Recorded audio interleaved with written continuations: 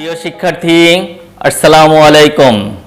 আমরা আজকে ভেক্টরের গুণ সম্পর্কিত যত ধরনের ক্যাটাগরি আছে সবকিছু আমরা শুরু করব। ওকে, তো এখন চলো দেখি আমরা ভেক্টরের গুণ শুরু করি।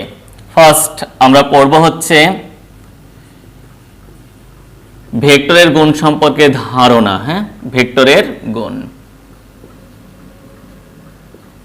multiplication of vectors।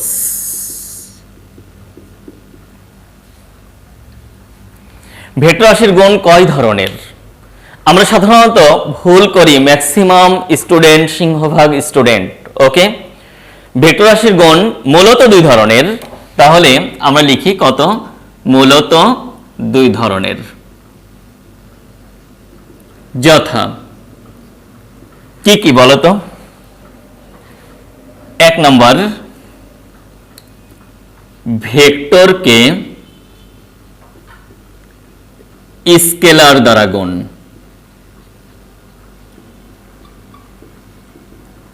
ভেক্টরকে স্কেলার দ্বারা গুণ কেমন এটা দেখো। ধরে নাও এ একটা ভেক্টর রাশি, একে আমরা এম দিয়ে গুণ করলাম, একটা স্কেলার অংশ দিয়ে গুণ করলাম। ওকে, তাহলে এটাকে আমরা লিখতে পারি যেটা কোনো একটা ফলাফল পাবো। ওকে, ফলাফলটা ধরে নাও হবে হচ্ছে পি। তো আমরা যদি বাস্তবিক দৃষ্টিকোণ বিবেচনা করি তাহলে এই এক্সাম্পলটাকে আমরা কিভাবে উপস্থাপন করতে পারি? দেখো, ছোট্টকালে পড়েছো নিউটনের সেকেন্ড ল, রাইট? কি পড়েছিলা? দেখো, নিউটনের দ্বিতীয় সূত্র, নিউটনের দ্বিতীয় সূত্র বলতো ত্বরণ। ত্বরণ এ রাশি, এ, তাই না? এ কি? ভেক্টর রাশি। ধরে নাও এটা একটা বস্তু, এই বস্তুটার ত্বরণ হচ্ছে এই অভিমুখী। ওকে, এখন এই বস্তুটার অবশ্যই কি আছে? ভর আছে, তাই না? একটা রাস্তার উপর দিয়ে এগিয়ে চলেছে, ভর আছে কত? এম ভর। তাহলে বলতো এই ত্বরণের সাথে এই ভর অর্থাৎ স্কেলার যে যদি অ্যাড হয় তাহলে কি পাওয়া যায় বলতো? পাওয়া যায় হচ্ছে এফ, বল, তাই না? বুঝতে পেরেছ? তাহলে দেখো, ভেক্টরকে, ত্বরণ একটা ভেক্টর রাশি, ভর একটা স্কেলার রাশি, ভেক্টরকে স্কেলার দিয়ে গুণ করা হয়েছে, পাওয়া গেছে কি বলতো? নতুন একটা ভেক্টর, যেটা আমরা কি বল জানি, রাইট? ক্লিয়ার? তাহলে ভেক্টরকে স্কেলার দিয়ে ভাগ করলে কি পাওয়া যায়? ভেক্টর পাওয়া যায়। এখন এই যে প্রাপ্ত ভেক্টর, এই ভেক্টরের ডিরেকশন কোন দিকে হবে? যদি ত্বরণ পজিটিভ হয় অবশ্যই বলের দিক কি হবে? ত্বরণের দিকেই হবে, রাইট? তাহলে ত্বরণের দিক যেদিকে, ত্বরণের দিক যেদিকে হবে বলের দিকও কি হবে? সেদিকে হবে। তাহলে দেখো, এর সার্থকতা আমরা খুঁজে পেয়েছি ভেক্টরকে স্কেলার দ্বারা গুণ। ত্বরণ এ কে আমরা ভর স্কেলার দিয়ে ভাগ করে একটা নতুন কি পেয়েছি? ভেক্টর পেয়েছি। ওকে, আচ্ছা, নেক্সট দুই নাম্বার, ভেক্টরকে ভেক্টর দ্বারা গুণ।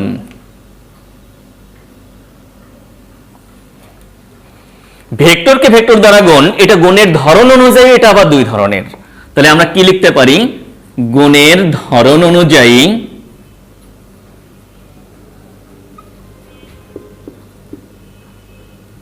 ইহা দুই ধরনের,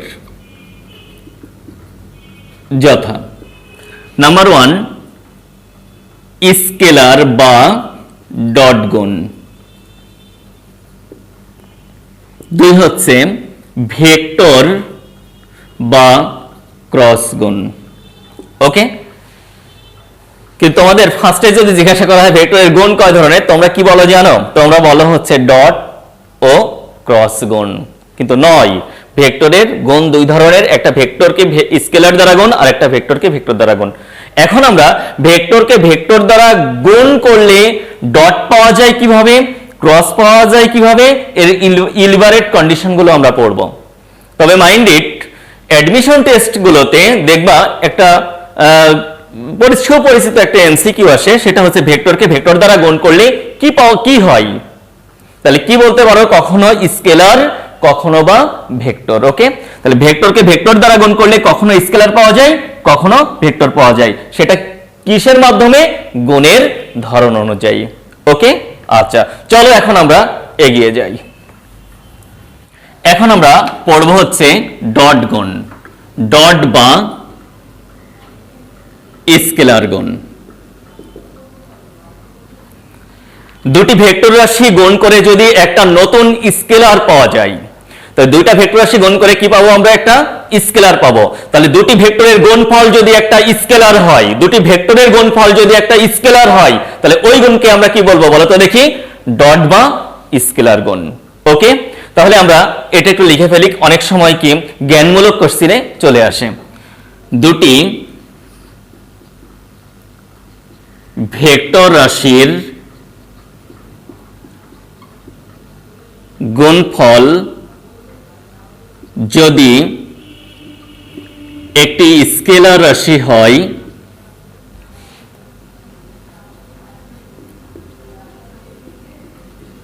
তাহলে ওই গুণকে ডট বা স্কেলার গুণ বলে। এই গুণফল নির্ভর করে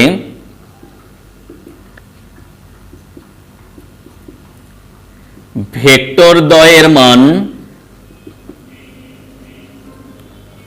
ও তাদের মধ্যবর্তী কোণের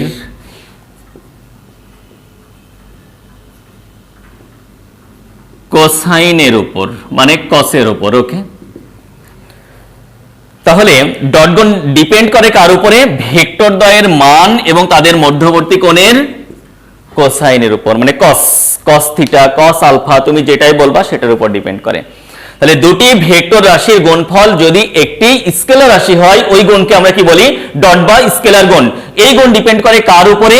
এই গুণ ডিপেন্ড করে ভেক্টর দ্বয়ের মান এবং তাদের মধ্যবর্তী কোণের কোসাইনের উপর। ওকে, আচ্ছা, তো এখন এর ব্যাখ্যার দিকে যাই, তারপরে আমরা ধীরে ধীরে বাস্তবিকতার দিকে এগিয়ে আসব। ব্যাখ্যা, খেয়াল করো, এই বরাবর আমরা একটা ভেক্টর নিয়ে নিলাম, ধরে নাও ও এ বরাবর একটা ভেক্টর ক্রিয়াশীল, যেটা হচ্ছে পি ভেক্টর। ওকে, আর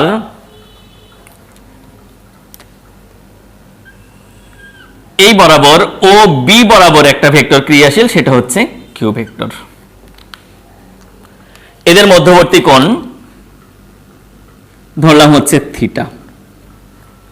ওকে, তাহলে দুটি ভেক্টরের ডট গুণফল আমরা কিভাবে পেতে পারি? দেখো, সংজ্ঞা অনুসারে, আমরা যে সংজ্ঞাটা পেলাম সেটা অনুসারে, সংজ্ঞানুসারে দুটি ভেক্টর ডট করব, তাহলে পি ভেক্টর কিউ ভেক্টর মাঝে কি একটা ডট, ডট মানে কি? টিপ। ওকে, আচ্ছা, মানে যেটা দেওয়া হয়। তো এখন টিপ, তাহলে ডট দিয়ে দিয়েছি, কি হবে? ভেক্টর দ্বয়ের মান বলো তো, পি এর মান কত? এর উপরে কোনো ডিরেকশন থাকবে না, পি কিউ কস, কোসাইন বলেছে, কস, মধ্যবর্তী কোণ কত? থিটা। তাহলে কি হবে? মধ্যবর্তী কোণের উপর, তাই না? কস থিটা। ওকে, তাহলে P dot Q, P Q cos theta, P dot Q, P Q cos theta. Okay, আচ্ছা, পৃথিবীতে যত ডট গুণন হোক না কেন, সেটার দুইটা ভেক্টরের মান হবে মধ্যবর্তী কোণের কোসাইন দিয়ে তোমরা ক্যালকুলেশন করবে। ওকে, আচ্ছা, তাহলে ডট গুণের একটা স্পেশাল কন্ডিশন আমরা কি খুঁজে পেলাম, এটা একটু খেয়াল রাখবে তোমরা। নেক্সট, এবার খেয়াল করো, এখান থেকে আমরা একটু এগিয়ে যাই। ওকে, ধরে নাও একটা বৃদ্ধার দুইটা সন্তান আছে, দুইটা সন্তানই বৃদ্ধাকে অনেক অনেক বেশি ভালোবাসে, যেটা আসলে রেয়ার আর কি এই যুগে এসে। তো খুবই ভালোবাসে, মাকে তো ভালোবাসা দিতেই হবে, এটা স্বাভাবিক। তো এখন দুই ছেলে, বড় ছেলে চাই তার মা যেন তার পরিবারে থাকে এবং তার কাছে থেকে যেন কি যত্নে, আদর যত্নে কি অতিবাহিত করে সময়। এই জন্য সে চায় পুরোটা টাইমই যেন তার পরিবারে থাক, কিন্তু ছোট ছেলেও কি চাই না, মা আমার কাছেই যেন থাকে। তো এই যে একে অপরের কাছে থাকা নিয়ে তাদের মধ্যে ফ্রিকশন, গোলযোগ চলছে। আসলে বর্তমান প্রেক্ষাপটের উল্টাটা আমি বর্ণনা করছি, রাইট? কারণ এই ধরনের পরিস্থিতি দেখা যায় না। তো এখন ঘটনা যেটা সেটা হচ্ছে, তো অবশেষে তাদের মধ্যে একটা মীমাংসা আসলো, সেটা হচ্ছে মাসের 15 দিন থাকবে এক সন্তানের কাছে, আর 15 দিন থাকবে আরেক সন্তানের কাছে। ওকে, তো যাই হোক, এটাই তারা মেনে নিল। তো খেয়াল করো, ঠিক তেমনি এই যে cos থিটা দেখতে পাচ্ছ না, cos থিটাটা কি করেছে বলতো? পি এবং কিউ কে সংযোগ করেছে, তাই না? দুই ছেলেকে সংযোগ করেছে কে বলতো? মা, তাই নয় কি? ক্লিয়ার? তাহলে মা কে বলতো? মিডিলে যে আসছে, তার মানে থিটা, মানে cos থিটা। ওকে, সন্তানকে কে বলতো দেখি? পি এবং কিউ। ওকে, তাহলে মাসের ফার্স্ট 15 দিন মা কি করলো? তার ছোট সন্তান কিউ এর কাছে থাকলো। ওকে, দেখো তো, পি কে বাইরে পাঠিয়ে দিয়ে 15 দিন কিউ এর পরিবারে মা অবস্থান করছে, মানে কিউ এর সাথে মা অবস্থান করছে, রাইট? এবার আবার খেয়াল করো তো, 15 দিন যখন অতিবাহিত হয়ে যাবে তখন কার পরিবারে থাকার পালা? বড় ছেলে পি, কারণ ছোট ছেলের ওখানে 15 দিন পার করেছে। তাহলে এখন দেখো, কিউটা বাইরে চলে যাক, পি cos থিটা এখন কি মাকে নিয়ে বাকি 15 দিন কি আদর যত্ন রাখবে। ওকে, তাহলে একটু খেয়াল করো, এখানে এসে দেখো বন্টিত হয়ে গেছে। কখনো মায়ের উপরে অধিকার প্রয়োগ করছে কে? কিউ। কখনো আবার কি? পিউ, রাইট? আচ্ছা, এখন ইম্পর্টেন্ট, এই কিউ এর পরিচয় কি একসাথে, কিউ cos থিটার একসাথে পরিচয় কি, পি cos থিটার একসাথে পরিচয় কি? এটা অনেক অনেক বেশি ইম্পর্টেন্ট। খেয়াল করো, বলো তো দেখি, আমরা যদি এইখান থেকে অর্থাৎ কিউ এর শীর্ষ থেকে একটা লম্ব টেনে দিই, কার উপরে? পি এর উপর লম্ব টেনে দিয়েছি, রাইট? ওকে, তাহলে কিউ এর শীর্ষ থেকে দেখো পি এর উপর লম্ব টেনেছি, একটা নির্দিষ্ট অংশ কর্তিত হয়েছে, এতটুকু অংশ কেটে নেওয়া হয়েছে না? লম্বাংশ, এটাকে কি বলা হয়? লম্বাংশ বা লম্ব অভিক্ষেপ। লম্ব টেনে দিয়েছি, পি এর কতটুকু অংশ কেটে ফেলেছে? এই অংশ ও এন, আমি একটা বিন্দু দিলাম ও এন, তাহলে এই ও এন কে বলা হয় কিউ এর লম্বাংশ। ওকে, তাহলে দেখো তো, কিউ এর সাথে কোণ উৎপন্ন করেছে, তাহলে এই দিকে লম্বাংশ কিউ এর কতটুকু হবে? Q cos theta. তার মানে যার সাথে হয় সেই বরাবর হয় সেটা cos থিটা, আর এই লম্ব বরাবর হয় কি বলতো? Q sin theta, right? দেখো, আমরা পড়েছিলাম গত লেকচারগুলোতে। তো আমাদের এখন এই সাইন টাইন দরকার নাই, বাদ দিয়ে দাও। ওকে, আচ্ছা, তাহলে আমরা কিউ এর লম্বাংশ বা লম্ব অভিক্ষেপ পি এর দিকে কতটুকু পেয়েছি বলতো? কিউ cos থিটা, তাই না? মানে পি এর উপর দেখো কি কিউ এর লম্ব অভিক্ষেপ খুঁজে পেয়েছি। এখন আমরা ওদের পরিচয়গুলো একটু বলে ফেলি, চলো যাই। খেয়াল করো, কিউ cos থিটার পরিচয় আগে জানতে চাই, তারপরে আমরা পি cos থিটার পরিচয় জানবো। হ্যাঁ, Q cos theta, Q cos theta কার লম্ব অভিক্ষেপ? কিউ এর লম্ব অভিক্ষেপ। দেখো, কিউ এর শীর্ষ থেকে টেনেছি, কিউ এর লম্ব অভিক্ষেপ কার উপর? পি এর উপর। দেখো তো, এটা ছিল পি, তাই না? পি এর উপর। ক্লিয়ার? তাহলে আমরা কি বলতে পারি? কিউ cos থিটার পরিচয় কি? পি এর উপর কিউ এর লম্ব অভিক্ষেপ। ওকে, তাহলে কিউ cos থিটার পরিচয় কি? কিউ এর উপর পি এর লম্ব অভিক্ষেপ, সরি, পি এর উপর কিউ এর লম্ব অভিক্ষেপ। তার মানে কি cos theta? Q cos theta. তাহলে কার লম্ব অভিক্ষেপ? কিউ এর লম্ব অভিক্ষেপ, রাইট? তাহলে যার লম্ব অভিক্ষেপ সেটা cos থিটা হয়, তাই নয় কি? এবার বলো তো দেখি, পি cos থিটা, তাহলে কার লম্ব অভিক্ষেপ? পি এর লম্ব অভিক্ষেপ কার উপর? অপোজিট, কিউ এর উপর, কিউ এর উপর। তাহলে এই চিত্রটা যদি আঁকতে হয়, এই যে পরেরটা, তাহলে কি ঘটনাটা ঘটাবো বলো তো দেখি? আমরা তখন ঘটনা যেটা ঘটাবো সেটা হচ্ছে এই যে পি এর শীর্ষ থেকে এর উপরে লম্ব টেনে দিব। যখনই টেনে দিব, এই অংশটুকু হবে হচ্ছে পি cos থিটা। তার মানে পি এর লম্ব অভিক্ষেপ কার উপর? তখন কিউ এর উপরে। ক্লিয়ার? ওকে সবাই? আচ্ছা, তাহলে এই বিষয়টা তোমরা একটু খেয়াল রাখবা। যার লম্ব অভিক্ষেপ সেটা cos θ হয়।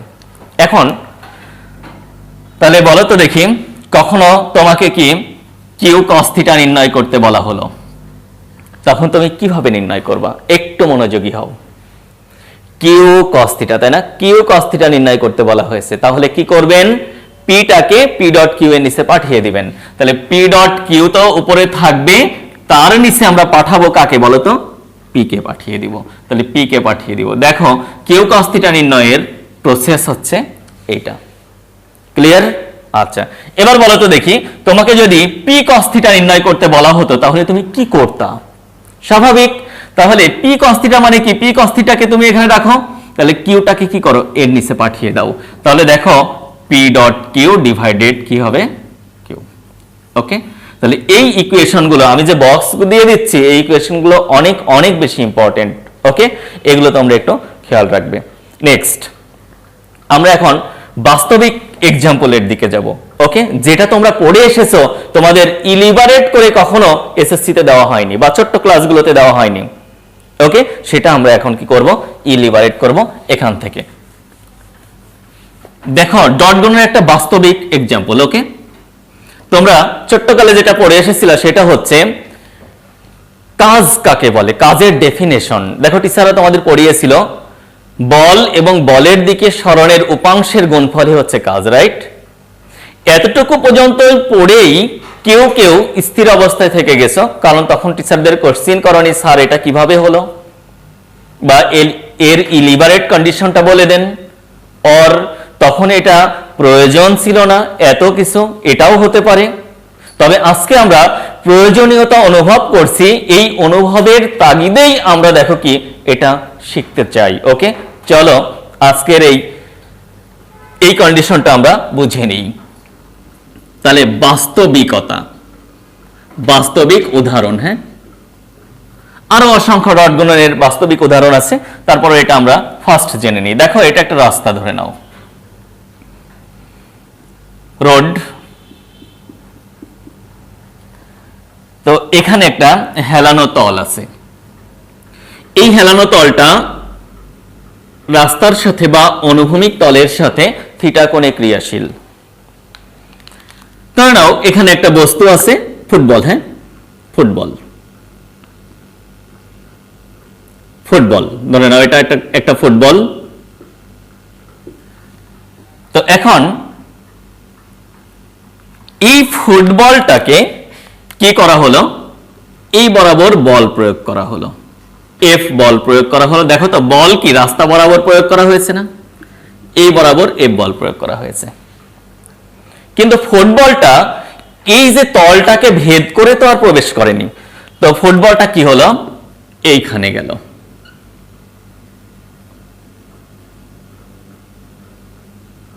এইখানে গেছে। হ্যাঁ, তো ফুটবলটা একটা সরণ হয়েছে। কতটুকু সরণ হলো ফুটবলের?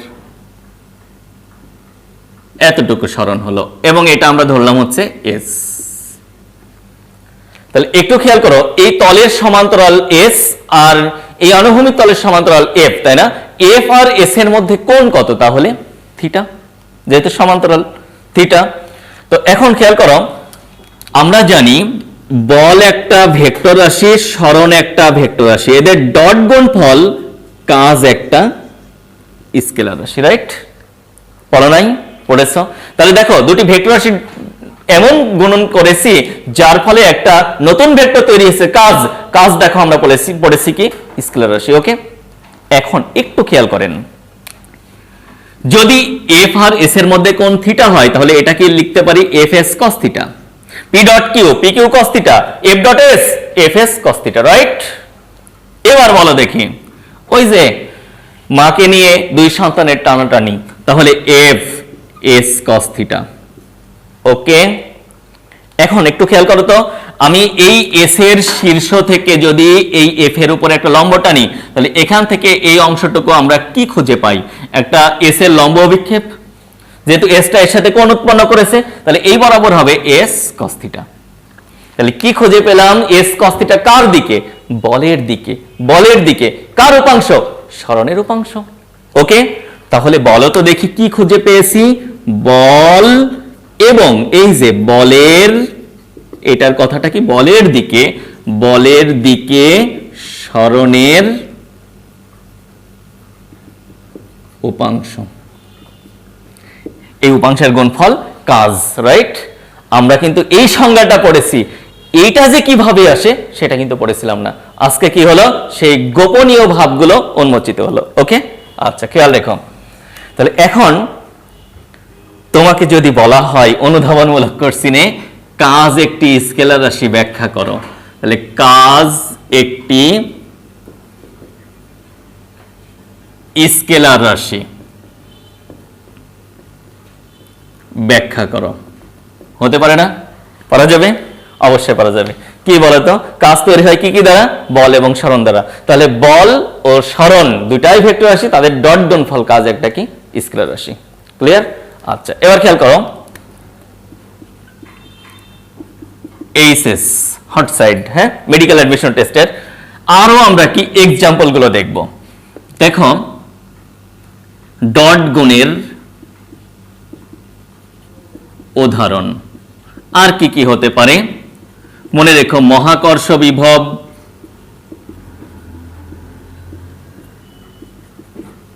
তড়িৎ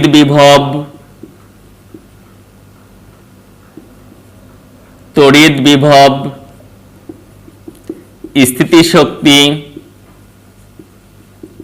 ওকে, সবই ডট গুণনের এক্সাম্পল। আমরা ধীরে ধীরে যত সামনে যেতে থাকবো সবই দেখবো। হ্যাঁ, দুইটা ভেক্টর রাশি ডট গুণ করে এগুলো পাওয়া যাচ্ছে। বিভব কিন্তু স্কেলার রাশি, তড়িৎ বিভব স্কেলার রাশি, মহাকর্ষ বিভব স্কেলার রাশি, স্কেলার শক্তি বা বিভব শক্তি স্কেলার রাশি, এগুলো সব আমরা পাবো। স্থিতিশক্তি স্কেলার রাশি, সব ডট গুণের উদাহরণ এগুলো। ওকে, আচ্ছা, তাহলে আরো আমরা কি অনেক অনেক আশেপাশে অনেক ঘটে যাওয়া ঘটনাগুলো কিন্তু ডট গুণ দিয়ে ব্যাখ্যা করতে পারি। ওকে, চলো আমরা একটু ডট গুণ দিয়ে বাস্তবিক যেটা আমাদের ধারণাতে আসে না সেই ধারণার একটা এক্সাম্পল আমরা দেখে নিই। ওকে, চলো যাই। সোলার প্যানেল বা সৌরবিদ্যুৎ, দেখো আমাদের জানা আছে ছাদের উপরে এটা সমান্তরালে স্থাপন করা হয়। এর ডিরেকশন সর্বদা লম্ব বরাবর হয়। সূর্য থেকে বিকিরিত রশ্মি আসে। সূর্যের অবস্থান প্রতিনিয়ত চেঞ্জ হয়, ফলে ডিরেকশনের যে কোণ এটাও চেঞ্জ হয়। কোনো এক সময় 0 ডিগ্রি কোণ হয়, ফলে cos 0 মান সর্বাধিক হয়। আর cos 0 মান সর্বাধিক হওয়ার কারণে ডট গুণফল সর্বাধিক হয়, স্থিতিশক্তি সর্বোচ্চ পাওয়া যায়। ওকে, এভাবে সোলার বিদ্যুতে সর্বোচ্চ শক্তি অর্জিত হয়। এখন আমরা জানবো ভেক্টর রাশির ডট গুণ কোন কোন সূত্র মেনে চলে। ওকে, তোমরা একটু মনে রেখো ছন্দ আকারে। ভেক্টর রাশির ডট গুণ মনে রাখবা তোমরা, ডটি বিবি। ওকে, তাহলে ডটি কি? ডট গুণ বিবি বিনিময়, আর এই বিতে বন্টন। তাহলে ডট গুণ বিনিময় ও বন্টন সূত্র মেনে চলে। ক্লিয়ার? এটা একটু খেয়াল রেখো। এখন আমরা তাহলে ডট গুণ কিভাবে বিনিময় সূত্র মেনে চলছে সেটা দেখতে চাই। ডট গুণ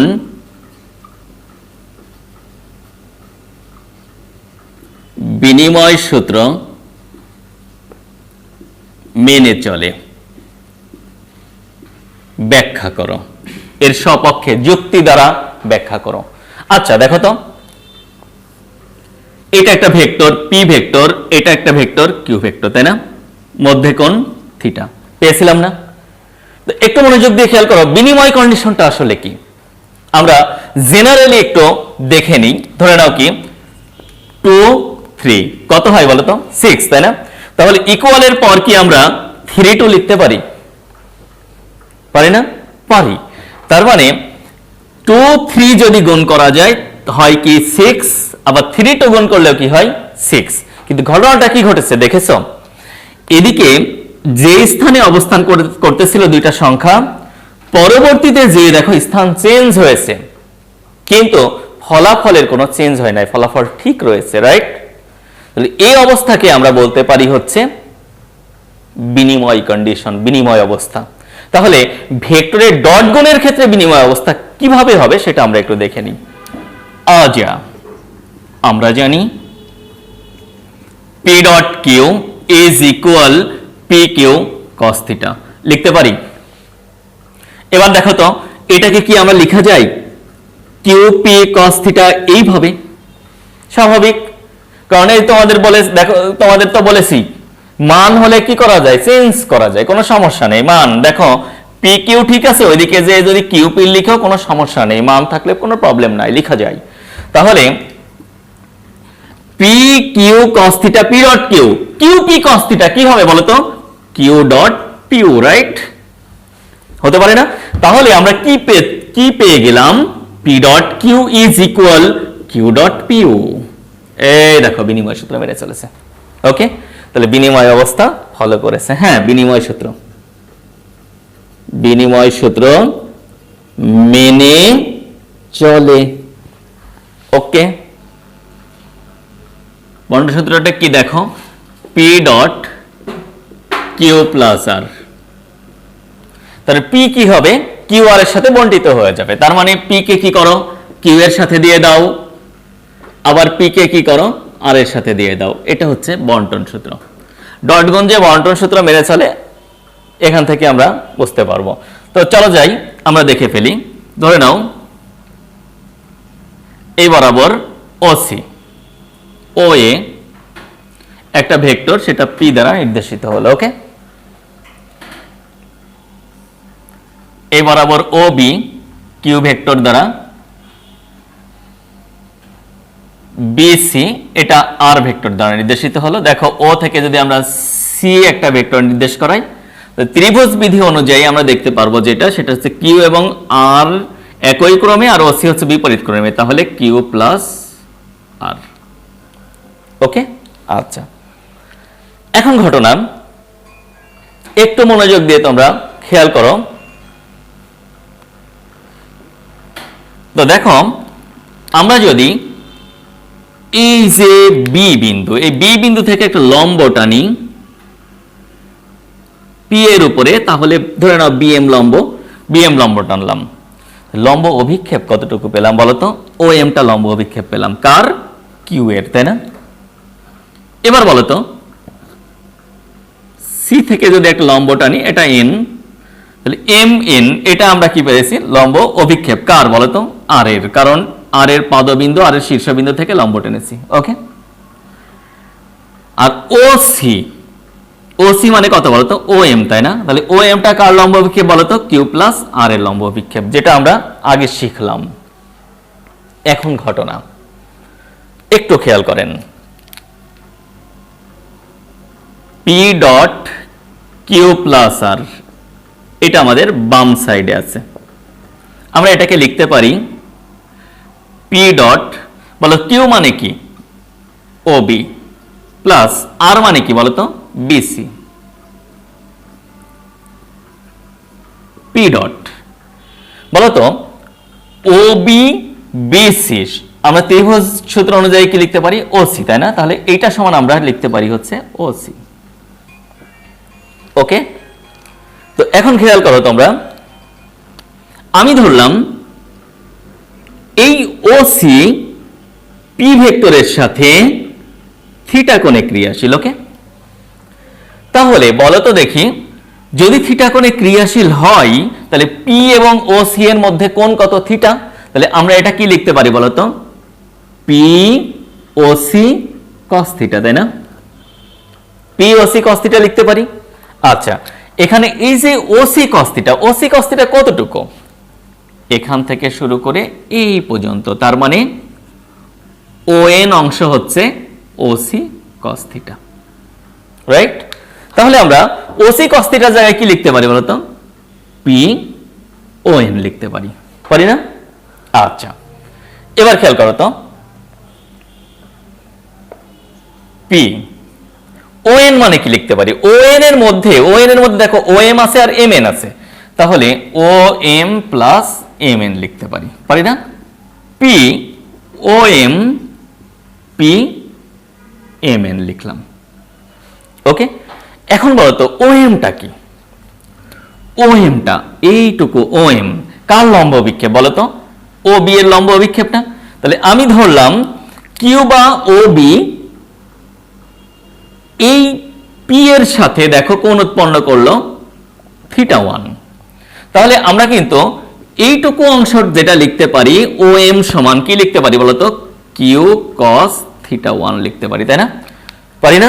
তাহলে একটু খেয়াল করে এখানে লিখে দিই আমরা পি ও এম মানে আমরা কি পেলাম? ও এম মানে পেলাম হচ্ছে কিউ কস θ1, কিউ কস θ1 এটা পেলাম পি। এবার এম এন মানে কি বলতো? এম এন দেখো এম এনটা হচ্ছে আর এর পাদবিন্দু যদি আমি এই বি না হয়ে এই জায়গা নামিয়ে নিয়ে আসি তাহলে একটু খেয়াল করো তো এটাই কিন্তু সেই আর হয়ে যায়। তাহলে আর এর পাদবিন্দু বি বিন্দুটা এম এর কাছে নেমে এসেছে আর শীর্ষবিন্দু সি এর কাছে আছে। তাহলে আমরা যদি লম্ব টানি সেটা হবে কি? লম্ব অভিক্ষেপ হবে কতটুকু? এম এন, তাই না? তাহলে এই কোণটাকে আমরা ধরলাম আর, কিন্তু এটা কিন্তু অদৃশ্য আর, একটু মনে মনে ভেবে নাও আর। তাহলে এটাকে আমরা ধরলাম θ2। তাহলে একটু খেয়াল করো তো এম এনটা হচ্ছে কি? এম এনটা হচ্ছে আর cos θ, এম এনটা হচ্ছে আর cos θ, θ না হয়ে θ2। ওকে, তাহলে আমরা এখানে এম এন মানে কি লিখতে পারি? আর cos θ2 লিখতে পারি।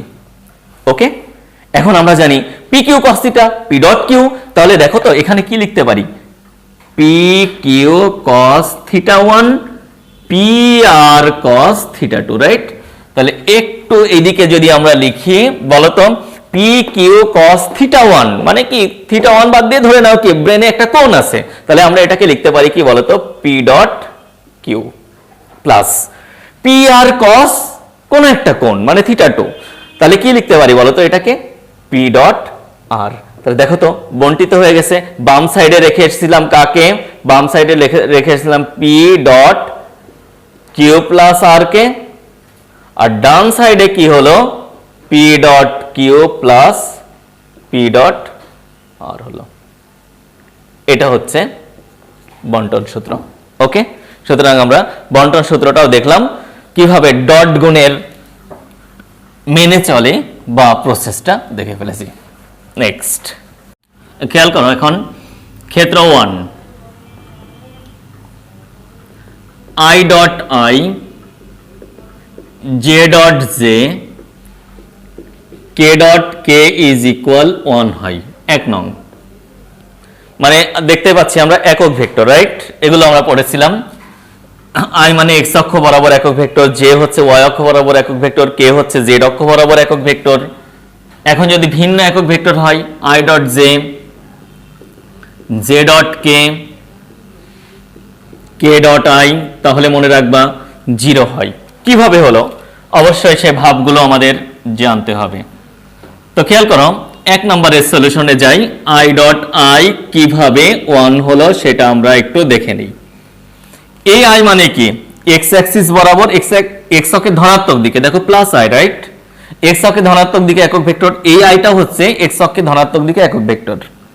ওকে, তাহলে ও বিন্দু অরিজিন এটা এক্স অ্যাক্সিস এর পজিটিভ সাইড, এই আইটা ক্রিয়াশীল হচ্ছে এক্স অক্ষের দিকে, ওই আইটাও এক্স অক্ষের দিকেই ক্রিয়াশীল। মধ্যে কোণ কত বলো তো? এখানে থিটা হচ্ছে 0 ডিগ্রি, রাইট? তাহলে একটু খেয়াল করো আই ডট আই সমান কি লিখতে পারি? P dot Q, P Q cos theta. দেখো পি ডট কিউ কি লিখেছিলাম? P Q cos theta, right? তাহলে পি এর মান কিউ এর মান কস মধ্যবর্তী কোণ। তাহলে দেখো আই এর মান কত? 1, এ আই এর মান কত? 1, কস মধ্যবর্তী কোণ কত? 0 ডিগ্রি, কস 0 এর মান কত? 1। তাহলে দেখো তো আই ডট আই আমরা কি পেলাম? 1, রাইট? জে ডট জে 1 হয়, কে ডট কে যে 1 হয় সেটা আমরা পারবো না? ওকে, আবার খেয়াল করো আই ডট জে কিন্তু 0, এটা তোমাকে দেখাতে বলা হয়েছে। একটা দেখাতে বললে বাকিগুলো তুমি পারবা। তো বলো আই কোন দিকে? আই এক্স অক্ষের দিকে, রাইট? এদিকে আই। জে কোন দিকে? ওয়াই অ্যাক্সিসের দিকে, তাই না? ওয়াই অ্যাক্সিসের দিকে হচ্ছে জে। মধ্যে কোণ কত বলো তো? Theta 90 degree.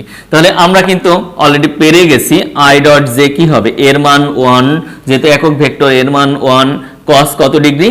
90 ডিগ্রি। cos 90 এর মান হচ্ছে 0, মানে টোটালটা 0। তাহলে i ডট যে ভিন্ন জাতীয় একক ভেক্টর হলে তাদের মধ্যকার কোণ ডট গুণফল কি হয় বলো তো? 0 ডিগ্রি হয়, রাইট? ক্লিয়ার? আচ্ছা, তাহলে এটা একটু খেয়াল রাখবা। তাহলে একই জাতি হলে 1 হয়, ভিন্ন জাতি হলে কি হয়? 0 হয়। ওকে, নেক্সট ক্ষেত্র 2।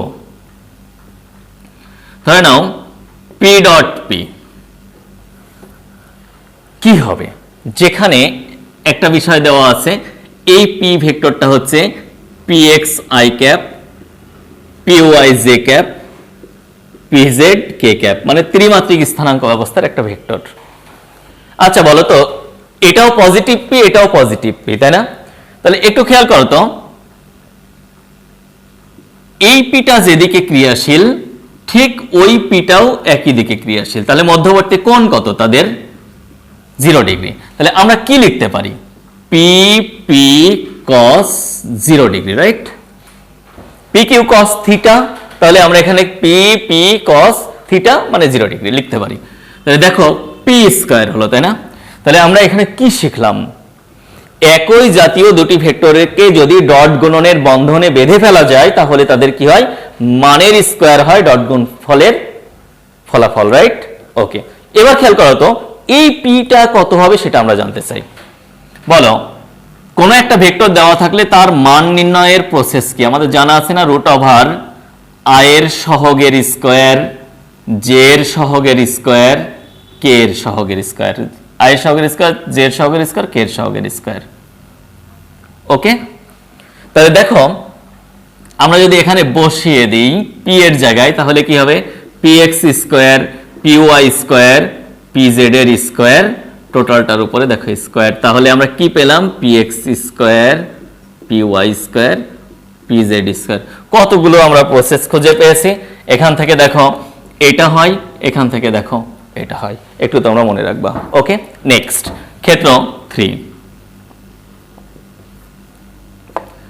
p ডট কিউ 0 হলে p ও q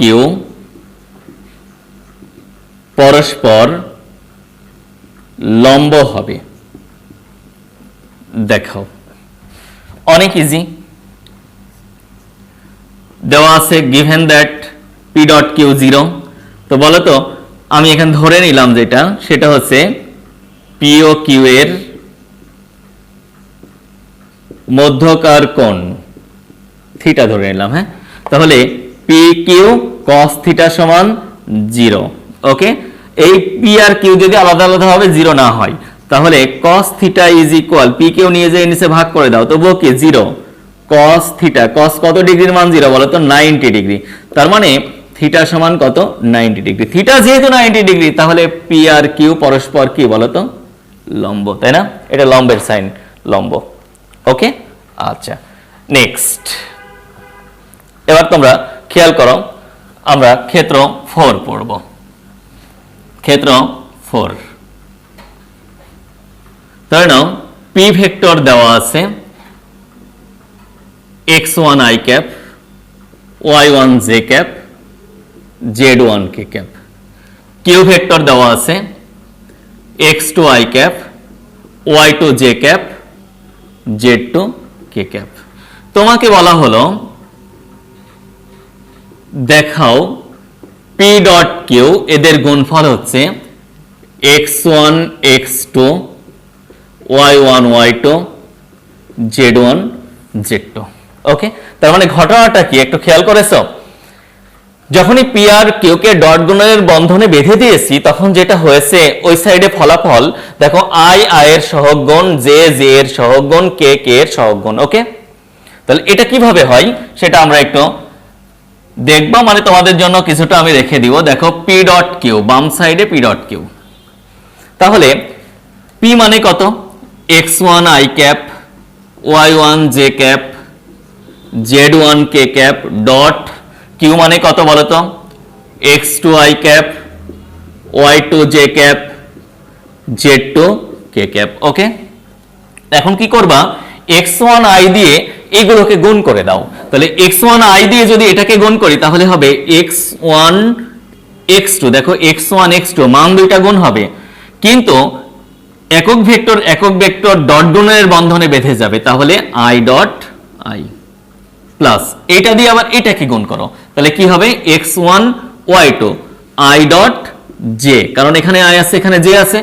আবার কি করো, এটা দিয়ে এটাকে গুণ করো, তাহলে কত হবে x1 z2 কি হবে i ডট k প্লাস এবার তোমাদের কাজ হবে যেটা, সেটা হচ্ছে y1 দিয়ে এই তিনটাকে আবার আলাদা করে গুণ করা, এই ধরনের তিনটা কন্ডিশন পাবা।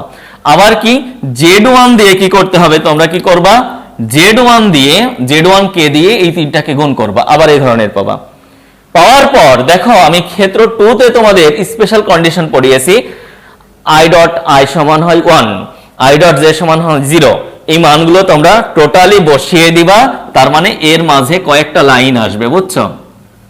আসার পরে লাস্ট ওভারঅল তোমরা যেটা খুঁজে পাবা x1 x2 y1 y2 z1 z2, মাঝখানের অংশগুলো তোমরা করবা। ওকে, স্বাভাবিক, খেয়াল করো তো i ডট i এটা কিন্তু 1 পাবো, i ডট j এটা কিন্তু 0 পাবো, i ডট k আমরা এটা কি পাবো বলো তো দেখি, 0 পাবো, রাইট?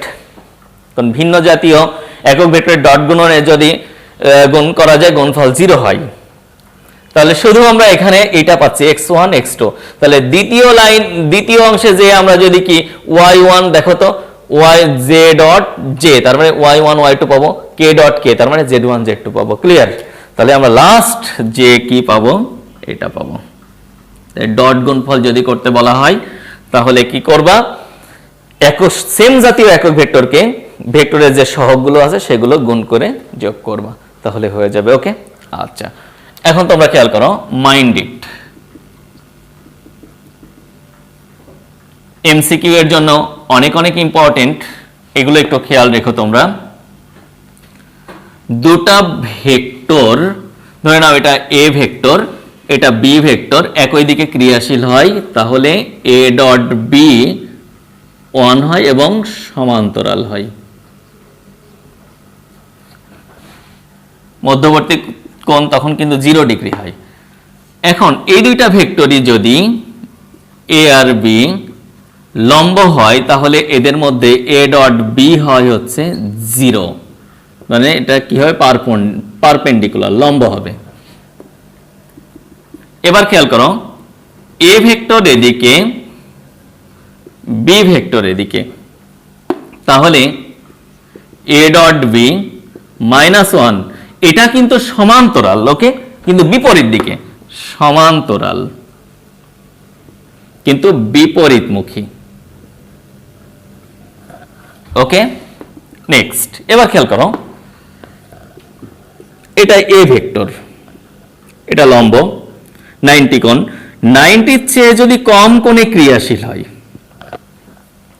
90 এর চেয়ে যদি কি হবে কম কোণে ক্রিয়াশীল হয়, এই কোণটা দেখো 90 এর চেয়ে কম, এটা কিন্তু 90, তাহলে এদের ডট গুণফল কি হবে? আসলে ডট গুণফল অলওয়েজ 1 এর চেয়ে বড় হবে। কেন? কারণ তুমি 90 এর চেয়ে একটা কোণ নিয়ে নাও, এখানে 60 ডিগ্রি করে নাও, তাহলে দেখো এই অংশটা বসিয়ে যদি দিই তাহলে এ ডট বি এর মান আসলে কত পাওয়া যায়, এ বি cos 60, তাই না? cos 60 এর মান কত, হাফ না? এ বি হাফ, তাই না? সরি 1, হ্যাঁ হাফ। তাহলে আমরা এখন কি কোন একটা মান পাবো, 0 তো পাচ্ছি না, তার মানে 0 এর চেয়ে কি অলওয়েজ বড় মান পাওয়া যায়। নেক্সট এবার যদি এই কন্ডিশন হয়, দেখো এ ভেক্টর এটা কিন্তু 90 ডিগ্রি, বি ভেক্টর এদিকে ক্রিয়াশীল, তার মানে 90 এর চেয়ে দেখো তো বেশি কোণে ক্রিয়াশীল না? হ্যাঁ, তাহলে 90 এর চেয়ে যদি বেশি কোণে ক্রিয়াশীল হয়, মনে রেখো ডট গুণফল অলওয়েজ কি হয় 0 এর চেয়ে কম হয়। কেন? 90 এর চেয়ে বেশি কোণে একটা কোণ নিয়ে নাও, ধরে নাও 120 ডিগ্রি, তাহলে দেখো তো এ ডট বি কি হবে, A B cos 120 degree, cos 120 degree minus half, তাহলে এ বি ডিভাইডেড 2, দেখো -1 মানে কি 0 এর চেয়ে কম, ঠিক আছে না? ওকে, আচ্ছা তাহলে এই বিষয়টা একটু তোমরা মনে রেখো, ঠিক আছে? একটু আমরা দেখে নিই কি কন্ডিশন গুলো ঘটছে, এগুলো ইজি, তারপরে তোমরা পারবা। চলো যাই। দেখো এ আর বি ভেক্টর যখন একই দিকে 0 ডিগ্রি কোণ তখন এ ডট বি 1, এখন এদের মধ্যে 90 ডিগ্রি তখন এ ডট বি 0। ওকে, আবার যখন 180 ডিগ্রি তখন দেখো -1। ওকে, আচ্ছা এইভাবে ডট গুণফলের আমরা কিছু শর্ত পড়ে ফেলতে পারি। এগুলো একটু তোমরা ভালো করে মনোযোগ দিয়ে মনে রেখো। তো আজকে এ পর্যন্তই তোমাদের। নেক্সট ক্লাসে আমরা এর ম্যাথমেটিক্যাল টার্মগুলো পড়ব।